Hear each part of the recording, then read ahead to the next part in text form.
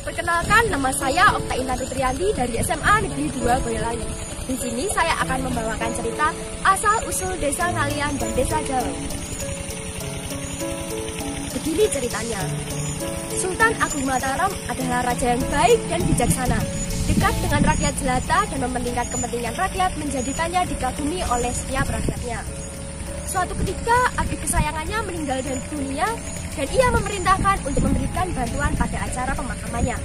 Namun hal mengherankan pun terjadi. Adik kesayangannya tiba-tiba bangun dan hidup kembali dari kematiannya. Mendengar kabar tersebut, sang sultan hilang dari kesedihannya dan mengunjungi rumahnya untuk memastikan kabar yang diterimanya. Setelah sadar dan pulih kembali kekuatannya, sang adik kesayangan dipanggil oleh raja dan menceritakan pengalamannya. Begini ceritanya. Bahwa ada rumah bagus, diatur dengan baik, dan banyak bunga-bunga indah tumbuh di sekitarnya. Lalu, ia bertanya kepada penjaga rumah tersebut.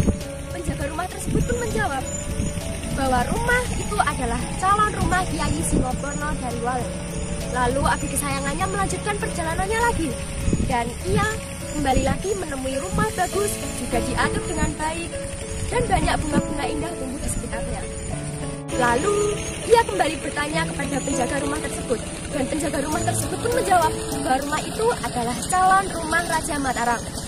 Setelah itu, adik kesayangannya sudah tidak ingat apa-apa lagi, dan tahu-tahu sudah ada di balai-balai pekarangan rumahnya dimandikan seperti orang memandikan jenazah. Sang raja memperhatikan cerita tersebut dengan seksama, namun ia tidak begitu tertarik dengan cerita rumah bagus. Namun, ia tertarik dengan nama Kiai Singoporno dan ingin menemuinya. Lalu kemudian harinya, ia memerintahkan untuk menyiapkan segala sesuatu untuk menemui Kiai Singoporno.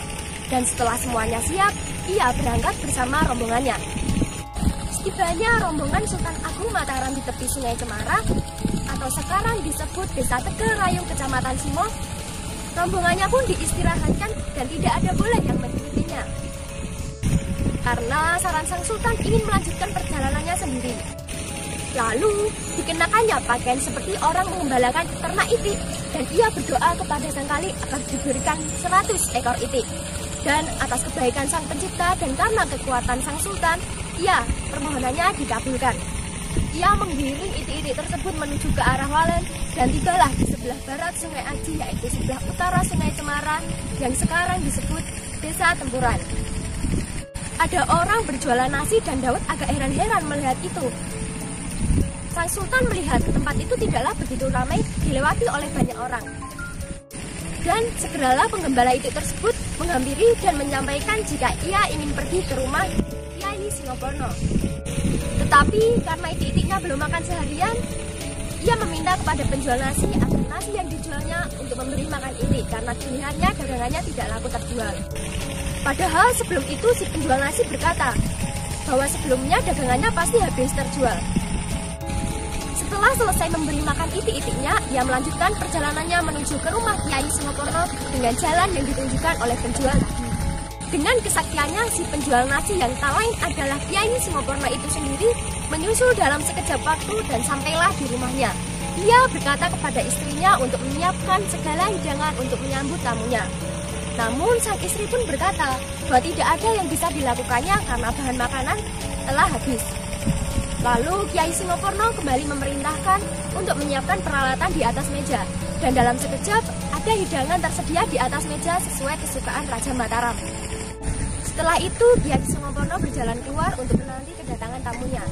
Sementara sampailah di Pasar Walen, si penggembala itu yang tak lain adalah Sultan Agung Mataram, dan dengan kesaktiannya ia menghilangkan seluruh itik-itiknya. Setelah sampai di pekarangan rumah Kiai Singoporno, si pengemis tadi pun heran karena seperti ada orang yang menanti kedatangannya. Ternyata benar sekali, orang tersebut langsung menyambutnya dan memberi penghormatan kepadanya. Dan lebih terheran-heran lagi, orang tersebut adalah orang yang ditemuinya ketika berjualan nasi dan dapat berjalan tadi. Pengemis berkata, "Apakah benar ini rumah Kiai Singoporno dan disinilah tempatnya?" Lalu orang itu menjawab, "Ya benar, ini adalah rumah Kiai Singoporno dan saya sendiri orangnya." Mendengar jawaban tersebut, si pengemis yang tak lain adalah Raja Mataram berdiam dan tidak dapat berkata apa-apa. Oleh karena mengerti keadaan demikian, Kiai Singoporno memecahkan kebekuan suasana dan mempersilahkan tamunya untuk masuk ke dalam dan menjamunya. Dan ia berkata, tidaklah pantas ia dijamu sedemikian rupa.